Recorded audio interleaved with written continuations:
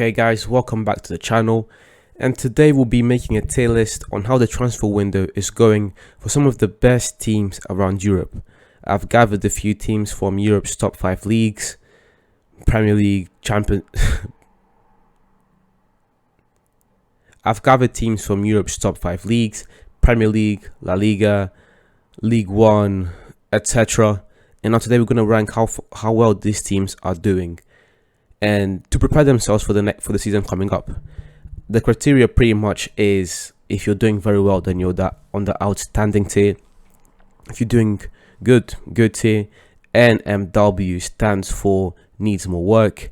DLG stands for doesn't look good. And then you have bad, which is pretty much self-explanatory. And we'll start with Bayern Munich, and looking at the transfers that Bayern Munich have done so far. I mean, the biggest signing they've made is the signing of Sadio Mane. They've let the likes of Tolisso go, so it hasn't been bad. I mean, I would also need to take into account how the teams are constructed at the minute. For Bayern Munich, they go into the quarterfinals of the Champions League. They won the Bundesliga, so they don't really need much work. So looking at the signings that they've done, they've strengthened, they've got Mane, so they've had good. I would say they need more work to be, there's still more work to be done, they need to do more work. But the thing with Bayern is they already have a good squad. So what's the point of going and signing a bunch of players when your team is already good? So it's been good. I can't say it's outstanding, because they've only signed Mane, really. They signed some players, but they're mainly from, they're players coming from Bayern 2, some players from Ajax, players from Sunderland, the goalkeeper from Sunderland. So it's been good. It hasn't been outstanding. Then we go to Arsenal, and this is a team that I'm very tempted to put at the outstanding tier, because I'm really liking what Arsenal is doing. Signing the likes of Gabriel, signing the likes of Fabio Vieira, who's had a tremendous season. And then you have a bunch of players coming back from loan to the kid youth. So they've also signed Marquinhos. Arsenal have had a good transfer window so far. I'm not going to put it outstanding, because the way the club is constructed right now, maybe signing a centre back could also be a bonus. I mean, they were in for Martinez. They didn't get that deal done. If they had signed Martinez, I'll probably put them at the outstanding. But it's been good. Jesus is going to be the striker that they need. Vieira is going to add the creativity that they need from the midfield. You can't just rely on Odegaard to do that. They've also got a new winger in Marquinhos, who they only go for £3 million. They've done well so far, so I'll put them at the good tier. Then we'll move on to Dortmund. And with Dortmund, really, they're known as a selling club, so the way to rank them is quite hard. It's harder than the other teams.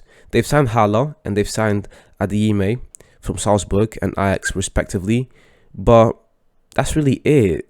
They've let Haaland go, and you replace Haaland with Haller. Haller had a great season last season, but it's going to take them some time to rebuild again. And that's the thing with Dortmund. It looks like they are in a constant rebuilding phase, and Bayern just keep going from strength to strength. So I have to put Dortmund now. They need more work. I could really put them at it doesn't look good so far. Actually, I'll put them at it doesn't look good, because you have to look at where the team is right now and the work that they need to do to get to where they want to be.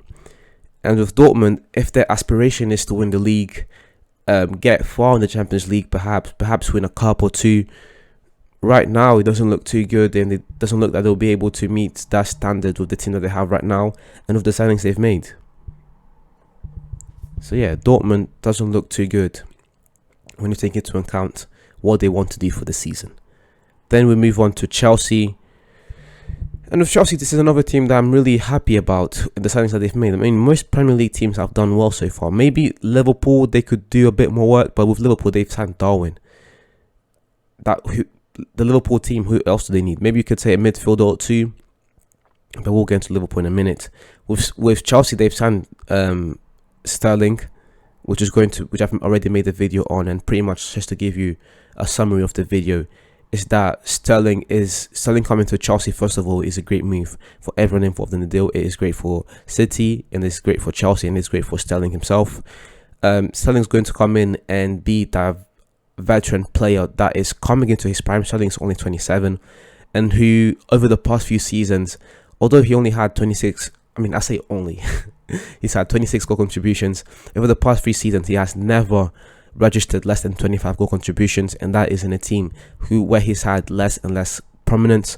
And I was going to come to a team where he's going to be looked at as one of the key players to get goals and contribute to the team. So I think that is a amazing signing. Then you get in Koulibaly as well, who is another great signing. So Chelsea are doing quite well so far. They did let go of Christensen, they let go of Rudiger and Lukaku.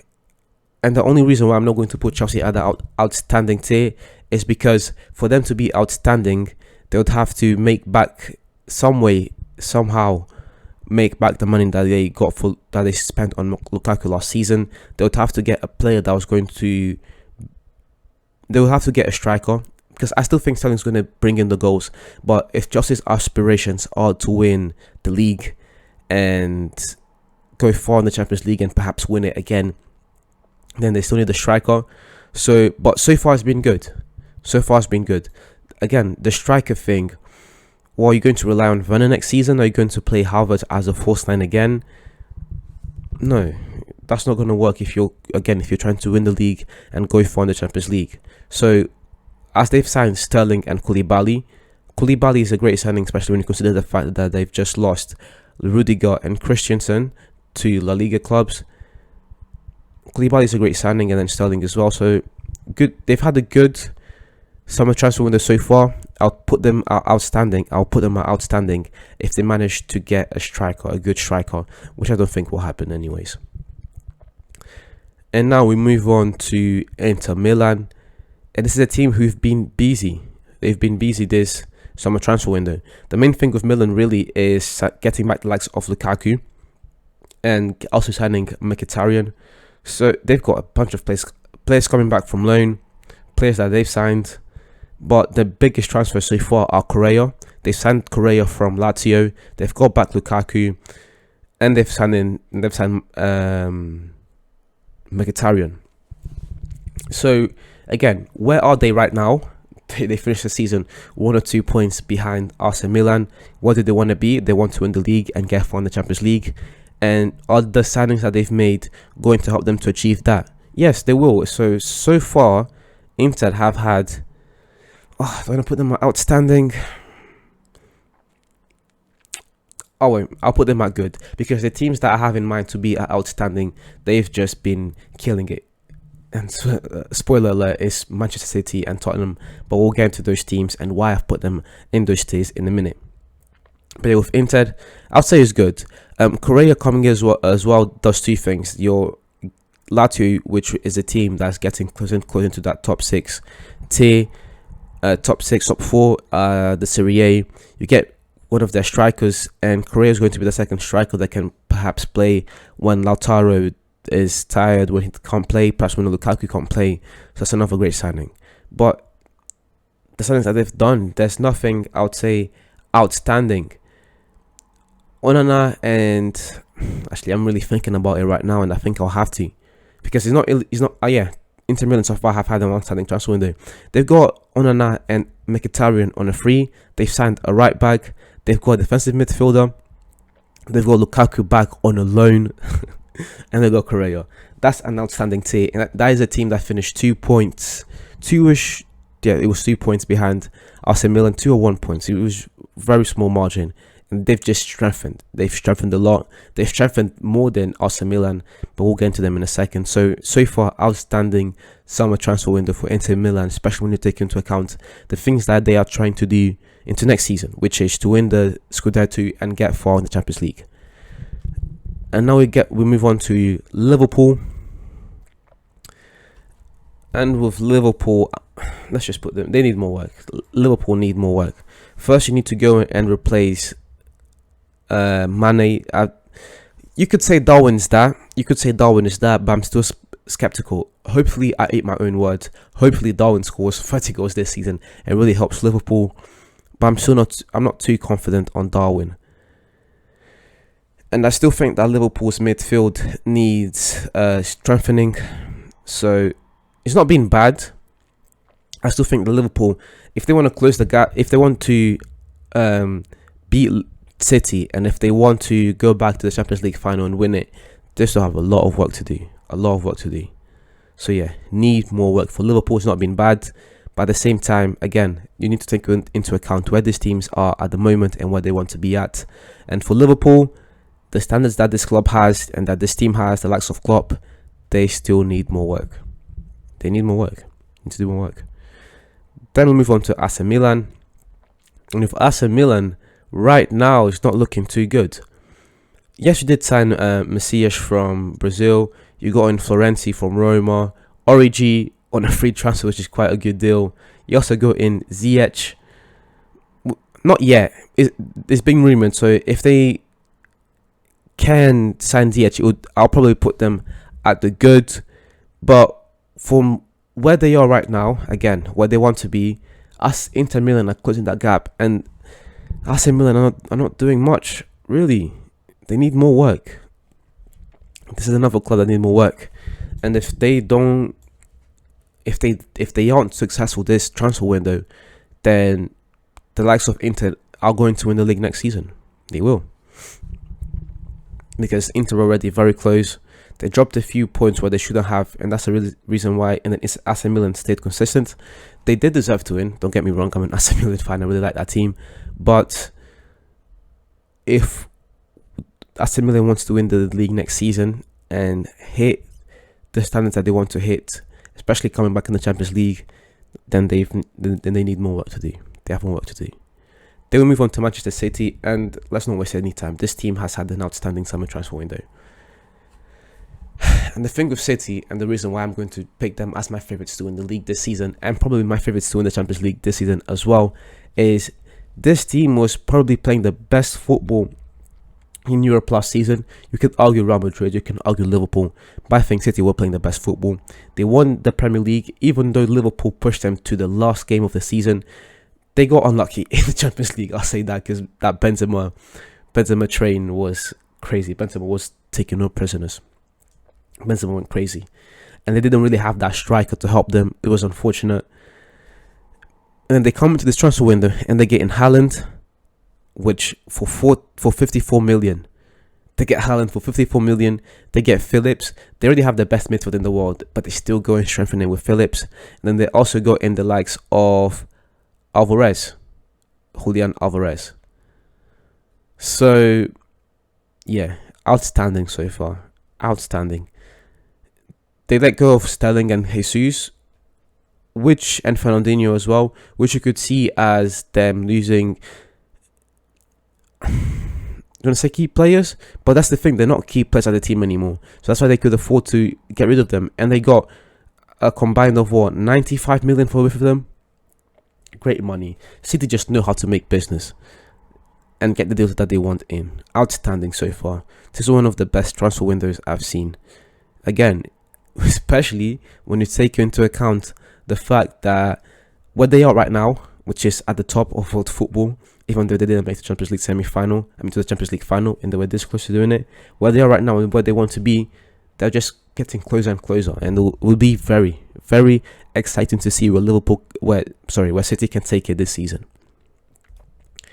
Then we move on to Manchester United, and although the signings that they've made so far are not, I would say, what the club should really be doing, I think that United so far have had a good transfer window, and it could really become outstanding if they manage to get a striker, but not yet. It's good so far, and let me explain why.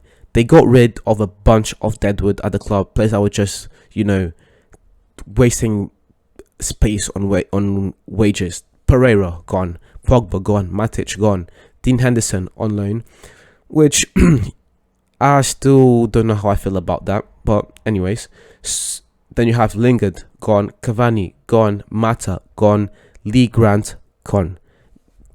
Ten that came in and got rid of a bunch of players, and then So far the official signings are Malacia and Ericsson, but the De Jong and Martinez deal are pretty much as good as done. And you also have the fact that coming into this transfer window, I said that United needed to address 5 main areas. They needed to improve in 5 main areas. One of them was their centre back problems, because Maguire was just not cutting it anymore. A CDM, a number 8/10. They needed perhaps a winger. Although I'm not too worried about that one. And they also needed a striker, and that was a backup striker to Ronaldo. Now they need a main striker. But the first 3 were the most important ones, and they've addressed all of them. And I'll say six, and maybe a fullback as well. They've addressed the centre back thing, the centre back problem with Martinez, and Martinez comes in as a player that can play both positions of CDM and centre back, who's going to be a much valued player at the club. Then you also signed the likes of, not official yet, but it's pretty much a done deal, the likes of De Jong. You get in Ericsson, who can play as an 8 and a 10. So far Manchester United have done well. There's still 2 signings that are not official, but they're pretty much as good as done. We know how these transfer things go. If Romano says it's done, it's pretty much done, and Romano has confirmed both signings. So yeah, good so far. For it to be outstanding, which I think will not happen, is Manchester United need to sign a striker with Ronaldo leaving. Actually, I'll have to change my mind, because I have to put them at need more work, because with Ronaldo leaving, it becomes an imminent problem, and all of the strikers that they could have possibly signed at the beginning of the window, the likes of Haller, Richarlison and Gabriel Jesus, they're all gone. The only striker who could possibly get at the moment is Martinez, but why would Martinez do that? That would just be dumb from him. So yeah, I was going to put United at good. They've done good so far in the transfer window, but I put them at need more work, because the problems up front need to be addressed, or they will just get worse as the season continues. You could put a caveat on that and say that Martial is going to have a good season, but let's not bet on that too much. I want it to happen, but let's not bet on that. If you can get a striker in, get a striker in. Let's make sure that you can do everything that you can coming into the season to make the team successful. That's how the board should be thinking, at least. At least if I was on the board, that's how I would be thinking. But I digress. We move on to PSG. How have PSG done so far in this transfer window? I mean, after the disaster of last season, I don't know. Simons went to... Doesn't look good for PSG, does it? It doesn't look good for PSG. It doesn't look good. With PSG, really, the thing will be with the new manager, where they go, what can they do? And right now, it doesn't look too good. But with PSG, I'd say we'll have to see this season. We'll have to see how the manager plays. Actually, it will have to be 5 years, because it looks like PSG are going to a different direction. No more big signings, just players that are going to make the team better and who will play for the manager. So let's see how that goes. So PSG so far doesn't look too good. Let's not waste too much time on this team. Trick of a team, man. Trick of a club. No disrespect to PSG fans, of course. Then move on to Barcelona, and they've done good so far. They've done good. They've got in Rafinha. They've got in Lewandowski. Yeah, they've done good. Actually, I'll say they need more work. Some of these teams is tricky. You know, Barcelona is one of them. I'm having trouble. They've got in Christensen as well. They've got in Kessie. Christensen and Kessie on a free transfer. They've got rid of Coutinho. They are perhaps going to sign Lewandowski. So yeah, I'll keep Barcelona at good. They've done good so far. And now we have Real Madrid, a team who just won the Champions League, who just won the La Liga, and who probably want to repeat the same 2 feats next season and perhaps add a cup in to make it a treble, who still have their manager Ancelotti, who were extremely successful last season. They've got rid of the likes of Luka Jovic and Gareth Bale. Isco is gone, Marcelo is gone. But if what Real Madrid, the piece of business that Real Madrid have done is sign Tranemi and Rudiger, and quite early on as well. And Tranemi, they were assertive. They weren't playing games. They just got him in quickly for 72 million, and then they also got in Rudiger. So far, I was going to put them outstanding, but I'm going to put them at good. I'm going to put them at the top of good because of what they are right now and what they want to be. Tranemi and Rudiger add to that, and they've not really lost any major players, any key players. Everyone's still there. The team will look pretty much the same with just the addition of Rudiger and Tranemi. I think that Rudiger is going to have a massive impact on this Real Madrid defense, which is already good. But this is another team like City who are just ambitious, and that's why they will continue to win. When you combine competence, execution with ambition, that's why these two clubs are so successful at the moment. That's why they're probably the two biggest clubs in the world right now. Two most successful. Let's say that, successful, not biggest, but successful at the moment. Then we move on to Tottenham, who, in my opinion, have had an outstanding transfer window. In terms of players leaving the club, they got rid of Bergwijn, who really wasn't good at the club, but they didn't lose any other major players. They sent a bunch of... They also got in a bunch of guys on loan. We'll see how those guys end up. What those guys end up. They got in Richarlison, Bissouma, Perisic. They've got in Foster as well. They've got in Lenglet on a loan. They've strengthened in all the areas that they needed to strengthen. I'm extremely impressed by the way Tottenham have backed Conte, and I really want to see where they go next season. Tottenham have had an outstanding transfer window so far. But that's it, guys. That's every team done. Thank you very much for watching the video until the end. If you enjoyed the video, please leave a like and subscribe to the channel for more game analysis, football history, individual performances, top 10s, etc. This is the beginning of something special, and it would mean the world to me if you subscribed and help me to grow this channel.